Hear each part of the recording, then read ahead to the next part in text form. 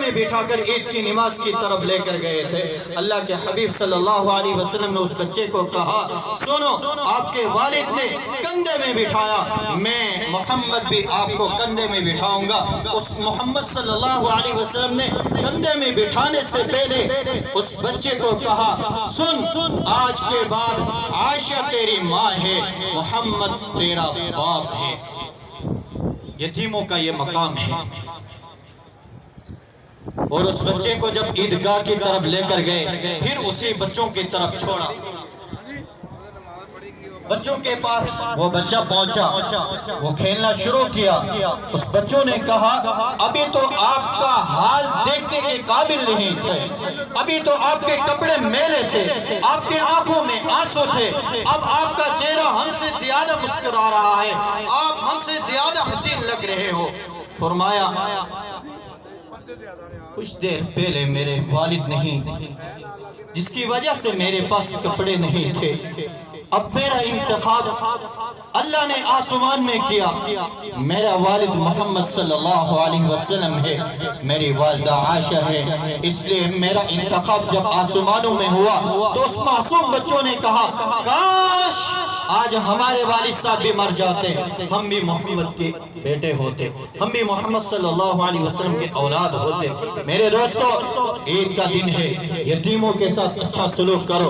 وَاعْتَصِمُوا بِحَبْلِ اللَّهِ جَمِيعًا وَلَا تَفَرَّقُوا، اپنے اندر اتحاد پیدا کرو، اتفاق پیدا کرو، اپنے اندر فرقواریت سے بچو۔ فرقواریت سے جب انسان نکلے گا، اسلام کامل اسلام ہے۔ الْيَوْمُ أَكْمَلْتُ لَكُمْ دِينَكُمْ وَأَتْمَمْتُ عَلَيْكُمْ نِعْمَتِي وَرَضِيتُ لَكُمُ الْإِسْلَامَ دِينًا۔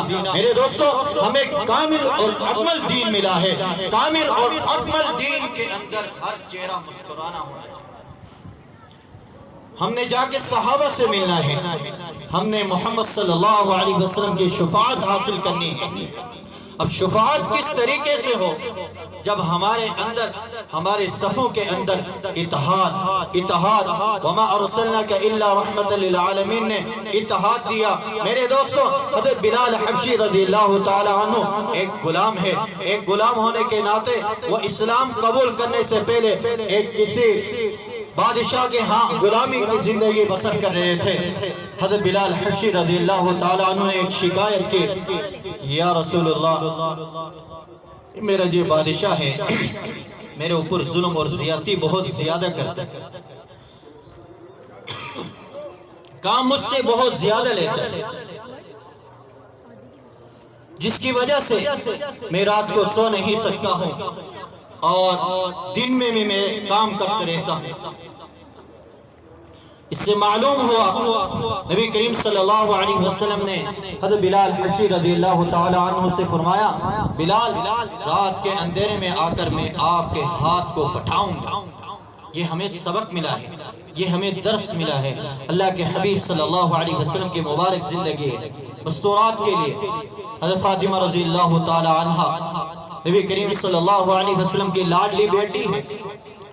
ایک مرتبہ حضرت علی رضی اللہ تعالیٰ عنہ نے فرمایا، فاطمہ، آپ کے والد صاحب کے پاس غلام آئے ہیں، باندیاں ہیں، جاؤ جا کر اپنے والد گرامی سے غلام لے لو تاکہ آپ کا ہاتھ بٹائیں۔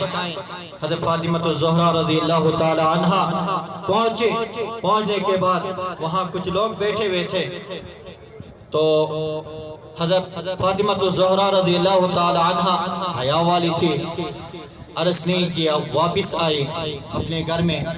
دوسرے دن نبی کریم صلی اللہ علیہ وسلم خود تشریف لائے، فرمایا، فاطمہ کل آپ آئی تھی، یا رسول اللہ، چکی بھی خود پیستی ہوں، گھوڑے کے لیے گھاس بھی خود لے کر آتی ہوں، گھر کے کام کاج بھی خود کرتی ہوں، جس کی وجہ سے میرے جسم میں نشانات پڑ گئے ہیں، اس لیے میں آئی تھی، میرے پاس آپ کے پاس غلام آئے ہوئے، مجھے غلام دو تاکہ میرے ہاتھ بٹا سکے۔ اللہ کے حبیب صلی اللہ علیہ وسلم نے فرمایا، سبحان اللہ، الحمدللہ، اللہ اکبر، سبحان اللہ، الحمدللہ، اللہ اکبر۔ میری بیٹی اس کو پڑھا کر، یہ غلاموں سے زیادہ افضل ہے۔ میرے ماؤں بہنوں اور بیٹیوں، ہمیں اسلام کامل ملا ہے، ہمیں عائشہ صدیقہ رضی اللہ تعالیٰ عنہ کی زندگی ملی ہے، فاطمہ الزہرا رضی اللہ تعالیٰ عنہ کی زندگی ملی ہے، خدیجہ الکبریٰ رضی اللہ تعالیٰ عنہ کی زندگی ملی ہے۔ ہم نے نبی کریم صلی اللہ علیہ وسلم کے ازواج کی زندگی کو لینا ہے، نبی کریم صلی اللہ علیہ وسلم کی بیٹیوں کی زندگی کو لینا ہے، اس لیے کہ ہمیں کامل اور اکمل دین ملا ہے۔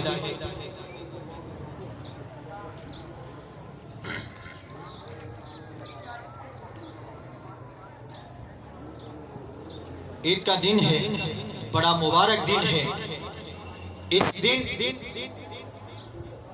دن کے لیے اللہ کے حبیب صلی اللہ علیہ وسلم نے فرمایا، پورے رمضان میں جتنے بھی جہنمی نکالے جاتے ہیں اور رمضان کی آخری رات میں اتنے ہی جہنمی ایک دن ہی نکالے جاتے ہیں، تو ہمیں تو یہ خوش نصیب بھی ملی ہے، تو آج یہ عہد کریں اپنی زندگی میں نمازیں نہیں چھوڑیں گے، آج یہ عہد کریں شوال المکرم کے 6 روزے رکھیں۔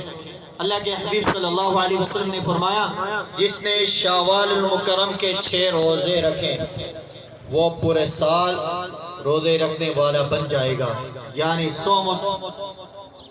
پورے سال کے روزے رکھنے والا ہو جائے گا۔ تو اس لیے انسان کو شوال کے روزے بھی رکھنے چاہے۔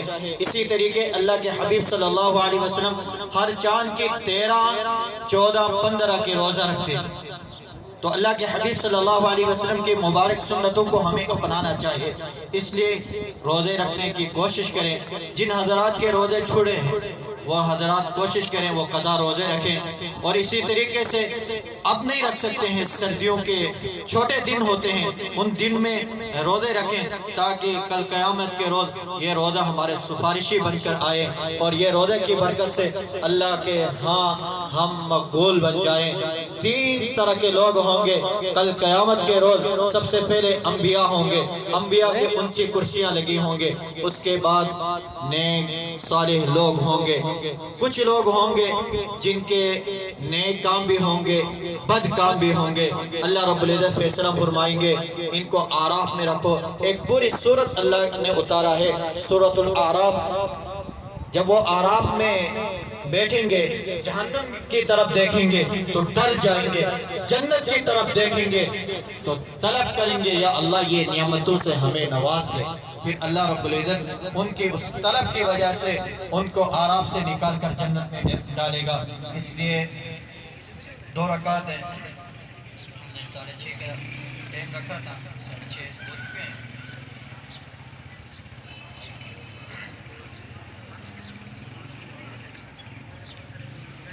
دو رکعت نفل ہے، یہ 6 زائد تکبیرات ہے، یہ واجب ہے۔ تو پہلے رکعت میں 3 تکبیرات کہیں گے اور دوسری رکعت میں بھی 3 کہیں گے، کچھ اس طریقے سے کہیں گے۔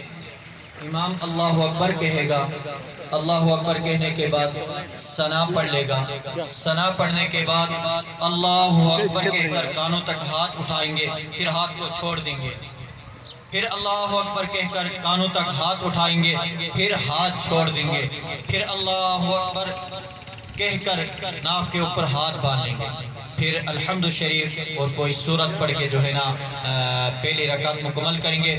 پھر اس کے بعد دوسری رکعت کے لیے کھڑے ہو جائیں گے، پہلے سورۃ الفاتحہ کی تلاوت کریں گے، اس کے بعد کوئی سورت ملائیں گے، پھر اللہ اکبر کہیں گے، ہاتھ کانوں تک اٹھائیں گے، پھر ہاتھ چھوڑیں گے، پھر ہاتھ کانوں تک اٹھائیں گے، پھر ہاتھ چھوڑ دیں گے، پھر اللہ اکبر کہہ کر ہاتھ کانوں تک اٹھائیں گے، پھر ہاتھ چھوڑ دیں گے، پھر اللہ اکبر کہہ کر رکوع میں جائیں گے۔ 2 رکعت نفل شکرانہ ہے، یہ شکرانہ ہے، واجب ہے۔ 6 زائد تکبیرات ہے، یہ واجب ہے۔ پہلی رکعت میں 3 تکبیرات ہے، ثنا پڑھنے کے بعد امام اللہ اکبر کہے گا، سب نے ہاتھ چھوڑ کر کانوں تک لے کر جانا ہے، پھر اللہ اکبر کہہ کر کانوں تک لے کر جانا ہے، پھر اللہ اکبر کہہ کر کانوں تک ہاتھ اٹھا کر ناف کے اوپر باندھ لینا ہے۔ پھر دوسری رکعت میں جب کھڑے ہو جائیں گے امام سورۃ فاتحہ کی تلاوت کر لے گا۔